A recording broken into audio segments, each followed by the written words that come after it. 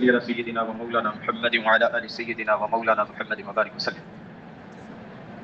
عن عبد الله بن بريدة عن أبيه قال قال رسول الله صلى الله عليه وسلم ما من أحد من أصحابي يموت بأرض إلا بعث قائدا ونورا لهم يوم القيامة. رواه الترمذي.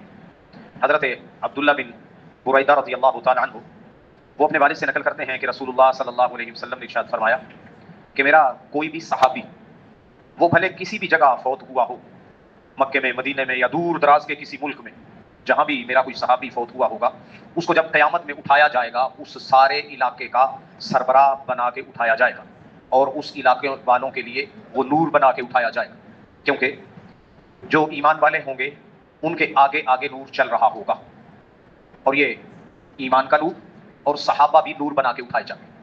گویا کہ ایمان والے پہچان لیں گے کہ یہ فلاں جانب صحابی ہے، پھر انہی کے پیچھے چلیں گے اور وہ صحابی ان کو جنت میں لے جانے کا باعث بنیں گے. ہر کوئی جنت میں جو گروہ جائیں گے جماعتوں کی شکل میں اور ان کا سربراہ بنایا جائے گا.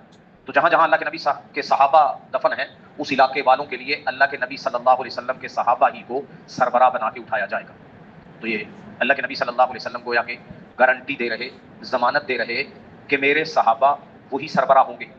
یعنی کوئی جتنا بڑا بھی نیک، جتنا بھی نیک ہو اس علاقے میں صحابی سے زیادہ نیک نہیں ہوگا. صحابی ہی ان کے قائد اور راہبر و رہنما ہوں گے. گویا دنیا تو دنیا تھی، مرنے کے بعد کے لیے بھی اللہ کے نبی صلی اللہ علیہ وسلم صحابہ کی ضمانت دے رہے کہ یہ پکے جنتی ہیں، بلکہ دوسروں کے بھی جنت میں جانے کا باعث بنیں گے. اتنا اونچا رتبہ اللہ رب العزت نے اپنے نبی کے صحابہ کو عطا فرمایا ہے. بلکہ رسول اللہ صلی اللہ علیہ وسلم نے تو یہاں تک ارشاد فرمایا کہ میرے صحابہ، اور جنہوں نے میرے صحابہ کو دیکھ لیا ایمان کی حالت میں، یہ شرط ہے ہر جگہ، اگرچہ حدیث میں تذکرہ نہیں ہے کہ جس نے مجھے دیکھا یعنی صحابی، اور جس نے میرے صحابہ کو دیکھا، صحابہ اور تابعین، لم تمسہم النار، ان کو جہنم کی آگ نہیں چھوئے گی، یعنی یہ پکے جنتی ہیں. اللہ کے نبی صلی اللہ علیہ وسلم کے صحابہ کی اتنی اونچی شان.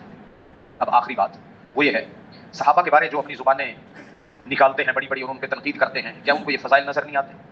اگر فضائل بیان کریں صرف تو معاشرے میں نہ تو کوئی ہیجان برپا ہو، نہ فرسٹریشن کا شکار ہوں، نہ کسی قسم کے اختلافات ہوں.